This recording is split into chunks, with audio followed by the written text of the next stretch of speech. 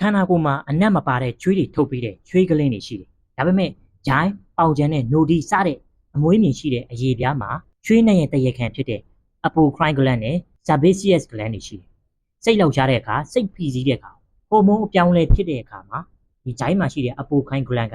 ပရိုတင်းနဲ့ fatty acid နဲ့ steroid တို့ပါဝင်တဲ့စီးကက်တဲ့အရည်တွေကိုထုတ်ပေးတယ်။ဒါတွေက